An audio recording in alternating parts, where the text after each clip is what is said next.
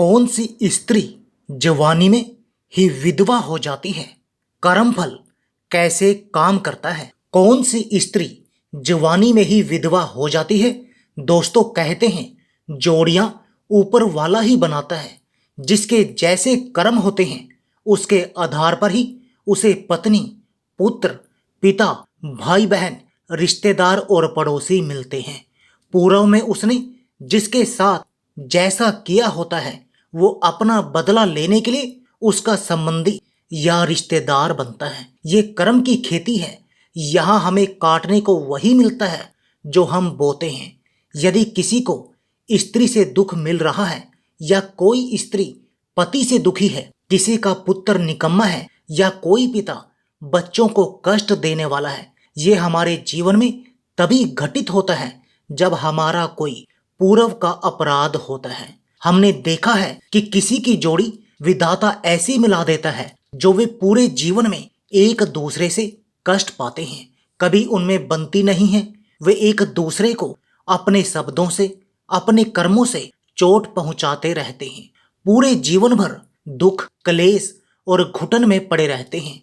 बहुत सी ऐसी घटनाएं देखने में आती हैं कि किसी की स्त्री ने किसी पुरुष को धोखा दे दिया, किसी स्त्री का पति उसे छोड़कर चला गया, कोई स्त्री जवानी में ही विधवा हो जाती है, किसी पुरुष की स्त्री उसे छोड़कर चली जाती है या उसका देहांत हो जाता है। बहुत से बच्चों के माँ बाप ही उन्हें अनाथ करके चले जाते हैं। ये सब होता तो विधाता की मर्जी से है, पर इसमें स्वयं के कर्मों का ही सारा खेल होता है। कहते हैं हमारे जीवन की अच्छी और बुरी घटनाओं में हमारे इस जन्म के पूर्व के कर्म शामिल होते हैं। अगर कोई निर्दोष होकर भी दुख पा रहा है तो समझ लेना उसका कोई पूर्व का कर्म खराब है। अगर कोई दोषी होकर दंड पा रहा है तो वो इसी जन्म में किया अपराध का दंड भोग रहा है।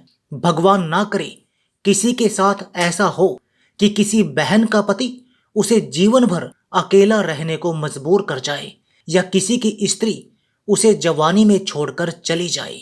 भगवान ना करे कि किसी के बच्चे बिना माँ बाप के जीवन जिएं। बहुत दुख होता है जब कोई अपना उसे अदर में ही छोड़कर चला जाता है। एक स्त्री का जीवन बिना पति के जीना कितना कठिन हो जाता है ये तो बेचारी वो बहन ही बता सकती है जिसका पति इस संसार से उसे छोड़कर चला गया है। किसी के ना रहने पर किसी का जीवन तो नहीं रुक जाता, परंतु उसे उसके ना होने की कमी बहुत खलती है। जीवन में बहुत कुछ देखना पड़ता है, बहुत कुछ झेलना पड़ता है जिसकी उसने कभी उम्मीद भी नहीं की होती है। दोस्तों, एक बार की बात है, लेकिन उससे पहले आप अपनी पूरी सच्ची श्रद्धा से कमेंट बॉक्स में हर हर महादेव, ओम नमः शिवाय जरूर लिखें। साथ ही चैनल को सब्सक्राइब अवश्य कर दें। हे लक्ष्मी माँ, जो भी इस चैनल को सब्सक्राइब करे और इस वीडियो को लाइक करे उसके घर में कभी भी धन की कमी ना रहे, उसका पूरा परिवार हमेशा हंसता मुस्कुराता कुशल मंगल रहे। किसी राजा के राज्य में एक सैनिक नौकरी करता था। उस सैनिक के माँ बाप तो थे नहीं, बच्चे भी नहीं थे। एक सुंदर सी पत्नी थी। वो अपनी पत्नी से बड़ा प्रेम करता था। सैनिक जब जब छुट्टियों पर अपने घर आता था तो अपनी स्त्री के लिए ढेर सारे उपहार लेकर आता था। उसकी पत्नी भी उससे बहुत प्रेम करती थी। एक दिन की बात है, जब सैनिक छुट्टी लेकर घर आया तो उसकी दोस्ती एक सेठ के नौजवान लड़के से हो गई। सेठ के बेटे ने कहा, मित्र, बुरा ना मानो तो मैं तुम्हें एक सुझाव दूंगा। तुम्हारे पास जो पैसा पड़ा है वो खाली यूं ही पड़ा है, उसे किसी काम में क्यों नहीं लगाते? तुम तो हर समय ड्यूटी पर रहते हो। तुम अपना पैसा मेरे साथ व्यापार में क्यों नहीं लगा देते? व्यापार मैं करता रहूंगा और व्यापार से जो आय होगी हम दोनों उसे आपस में बांट लेंगे। तुम अपनी नौकरी भी करते रहोगे और इनकम भी डबल होती रहेगी। सैनिक के दिमाग में वो सुझाव अच्छी तरह बस गया, इसलिए सैनिक ने उसके साथ व्यापार में 10 लाख रुपए लगा दिए। सेठ के बेटे ने उस फौजी से पैसे लेकर व्यापार में लगा दिए। कुछ ही दिनों में उनका कारोबार चमक उठा। खूब कमाई होने लगी। दिन प्रतिदिन उनका कारोबार बढ़ता चला गया। सैनिक तो बड़ी ईमानदारी से अपनी ड्यूटी कर रहा था। सेठ का बेटा कारोबार संभाल रहा था। सेठ के बेटे का आना जाना सैनिक के घर पर होता रहता था। इसी दौरान सैनिक की स्त्री से उसकी भेंट हो गई। सैनिक की पत्नी ने सोचा कि मेरा पति तो मुझे समय नहीं देता, पर सेठ का बेटा तो रोज मेरे घर पर आता है, क्यों ना इस अवसर का फायदा उठाया जाए। यही सोचकर उसने सेठ के बेटे से मित्रता कर ली।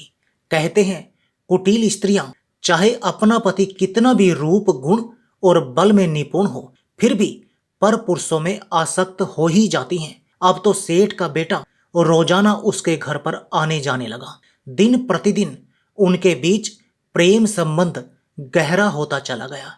कहते भी हैं कि राजा, लताएं और स्त्रियां अक्सर अपने पास में रहने वाले का ही आश्रय लेते हैं, वही उनके लिए सबसे अधिक प्रिय होता है। इस प्रकार दोस्तों, उन दोनों की नजदीकियां बढ़ती चली गई। एक दिन की बात है, सेठ का बेटा सैनिक के घर में सोया हुआ था। उसी दिन सैनिक को छुट्टी मिलती है और वो अपनी स्त्री के लिए ढेर सारे उपहार लेकर घर आता है। मन में अपनी पत्नी से मिलने की उमंग थी। सोच रहा था कि जब मैं अपनी पत्नी से मिलूंगा तो वो मुझे देखकर एकदम खुश हो जाएगी। मगर उसे क्या मालूम था कि उसकी स्त्री किसी और को अपना दिल दे बैठी है। सैनिक जब अपने घर आता है तो उसके घर के दरवाजे अंदर से लगे हुए थे। सैनिक दरवाजा खटखटाता हुआ आवाज लगाता है, पर उस समय सेठ का बेटा उसकी स्त्री के साथ सोया हुआ था। अपने पति की आवाज सुनकर पत्नी घबरा गई, क्योंकि उसकी चोरी पकड़े जाने वाली थी। सोचने लगी, यदि मेरे पति ने मुझे सेठ के बेटे के साथ देख लिया तो वो मुझे जरूर मार डालेगा। यही सोचकर उसने सेठ के बेटे को एक संदूक में छिपा दिया और सज संवर कर घर का दरवाजा खोला। उसे तो पता ही था कि उसका पति द्वार पर खड़ा है, इसलिए वो द्वार पर ही अपने पति की बाहों में लिपट गई। वो सैनिक भी उससे मिलकर बहुत खुश हुआ। वो अपने पति से सिर्फ दिखावटी प्रेम कर रही थी ताकि उसका ध्यान कहीं और ना जाए। वो दरवाजे से सीधे पति को छत पर लेकर गई और वहीं पर चारपाई डाल दी। भोजन, पानी, कपड़े सब वहीं पर लाकर दे दिए। अब तो वो दौड़ दौड़ कर पति का हर कार्य करने में लगी थी। सैनिक भी अपनी स्त्री के व्यवहार से बड़ा प्रसन्न था। सोच रहा था, मेरी स्त्री मुझे कितना प्यार करती है। जब से मैं आया हूं तब से मेरी सेवा में लगी हुई है। मित्रों, थोड़ी देर के बाद सैनिक को नींद आ जाती है। वो उसे अच्छी तरह सुलाकर अपने आशिक सेठ के बेटे के पास जाती है, जो काफी देर से संदूक में बंद था। उसने उसे संदूक से निकाला और दोनों ने उस सैनिक को मारने का षड्यंत्र रच दिया। सैनिक गहरी नींद में सोया हुआ था, इसलिए उसने पहले तो उसे रस्सी से बांध लिया। उसके बाद तकिए से दम घोंटकर उसे मार डाला और उसके शव को जलाकर जंगल में फेंक दिया। दोस्तों, इधर सेठ के बेटे ने सोचा कि अब तो सैनिक का सारा पैसा मेरा ही हो गया है। अब मैं इस पैसे को लेकर प्रदेश चला जाता हूँ, वहीं रहकर व्यापार करूंगा। यही सोचकर वो उस स्त्री को बिना बताए वहां से चला गया। जब उस स्त्री ने सेठ के बेटे का कोई अता पता नहीं पाया तो वो बहुत दुखी रहने लगी और एक दिन उसने नदी में कूदकर आत्महत्या कर ली।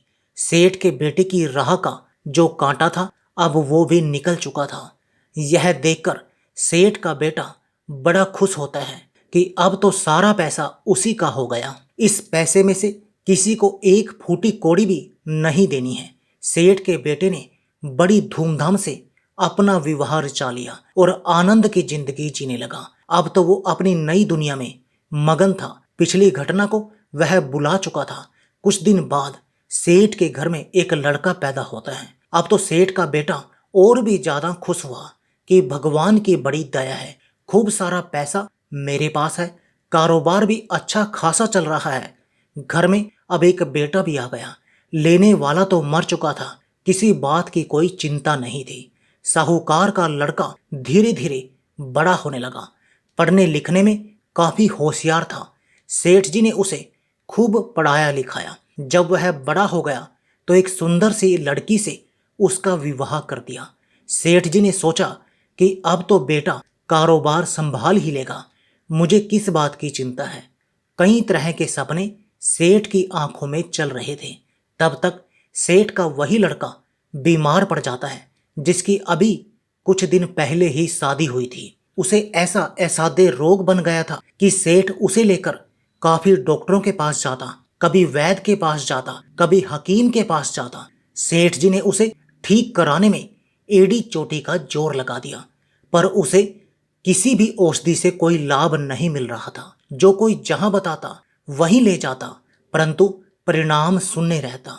बड़े बड़े महंगे डॉक्टरों को दिखा लिया, पर किसी का उपचार उसे ठीक नहीं कर पाया। उसकी तबीयत और भी ज्यादा बिगड़ती जा रही थी।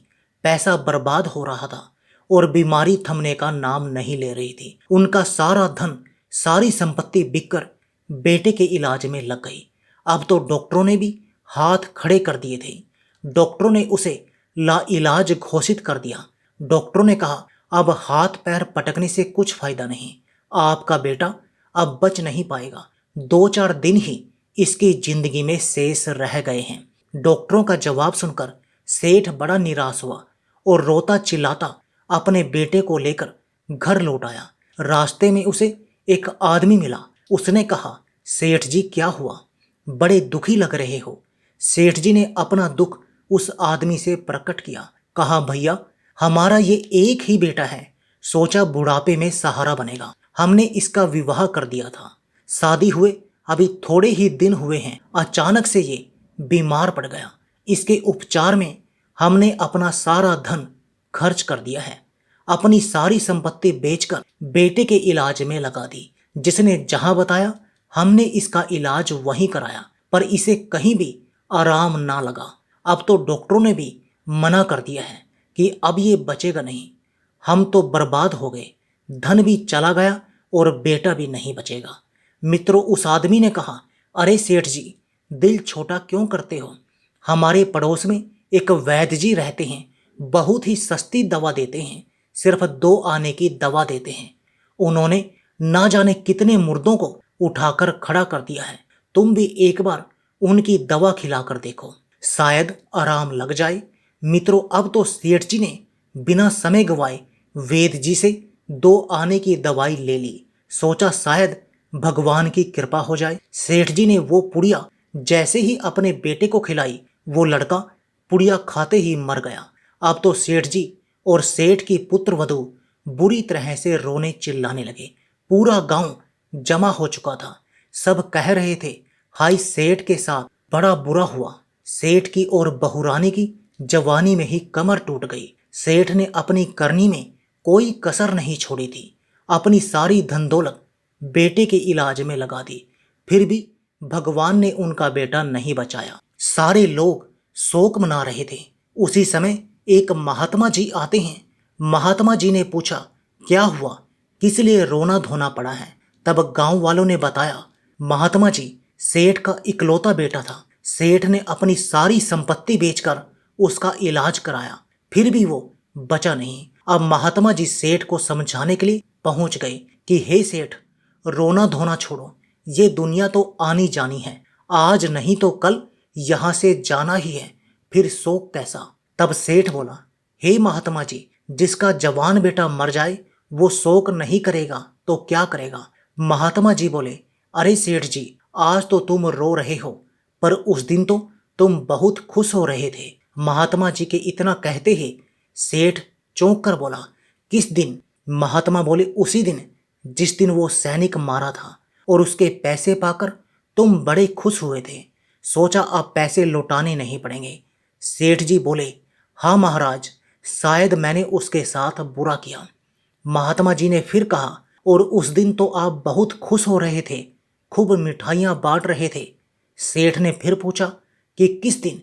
महात्मा जी बोले, उसी दिन जिस दिन तुम्हारे घर बेटा हुआ था। सेठ ने कहा, हाँ महाराज, जब बेटा पैदा होता है तो सभी खुश होते हैं, मैं क्या अनोखा हुआ था। महात्मा जी बोले, उस दिन भी तुम बहुत खुश थे, तुम्हारे पैर खुशी में जमीन पर नहीं पड़ रहे थे। सेठ ने पूछा, किस दिन? महात्मा ने जवाब दिया, उसी दिन जब बेटे का विवाह करके बहू लाए थे। सेठ ने कहा, महाराज, बेटे की शादी में तो हर पिता खुश होता है, मैं भी हुआ था, इसमें कौन सी बड़ी बात है? महात्मा जी बोले, जब इतनी बार खुशी मिल चुकी है तो जरा सी बात के लिए क्यों रोते हो? सेठ ने कहा, महाराज, ये जरा सी बात आपके लिए होगी, मेरे लिए जरा सी बात नहीं है, मेरा जवान बेटा गया है।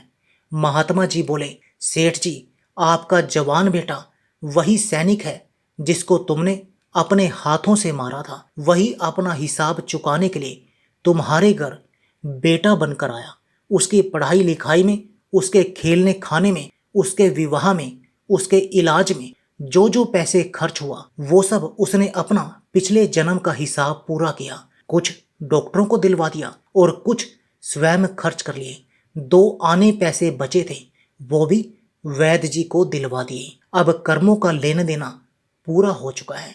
सेठ जी ने कहा, चलो, हमारे साथ तो जो हुआ सो हुआ, लेकिन वो जवान बहू रानी घर में रो रही है, उसने इसका क्या बिगाड़ा था जो उसे भी धोखा देकर विधवा बनाकर चला गया? महात्मा जी बोले, ये वही स्त्री है जिसने तुम्हारे साथ मिलकर अपने पति को मारा था, जिसके साथ तुम्हारा अवैध रिश्ता था। इसने अपने पति को धोखा देकर तुम्हारे साथ प्रेम किया था। आज वो इसे जवानी में धोखा देकर चला गया, हिसाब बराबर हो गया।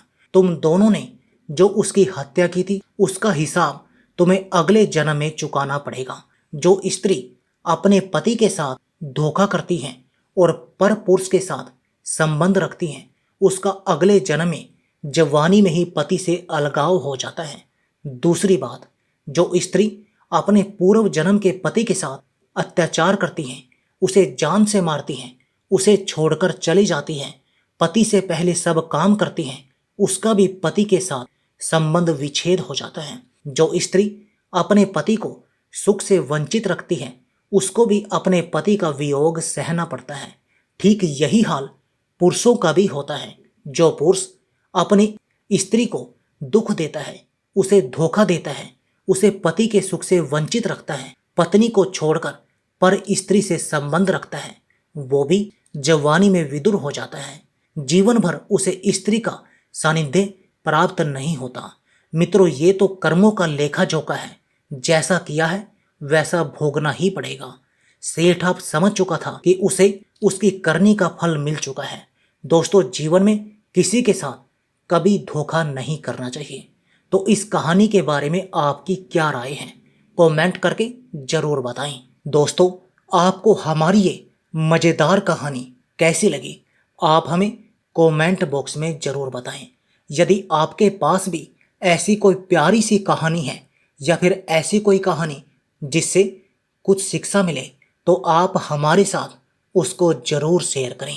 दोस्तों, यदि आपको हमारी ये वीडियो अच्छी लगे तो आप हमारी इस वीडियो को लाइक शेयर जरूर करें और ऐसी ही दिल को छू लेने वाली प्रेरणादायक कहानियाँ सुनने के लिए हमारे चैनल को भी सब्सक्राइब करें। यदि आप हमें फेसबुक पर देख रहे हैं तो आप हमारे फेसबुक पेज को लाइक और फॉलो जरूर करें। तो दोस्तों, फिर मिलते हैं ऐसी ही ज़बरदस्त कहानी या टिप्स के साथ नई वीडियो में। तब तक के लिए धन्यवाद। आप सभी अपना ख्याल रखना।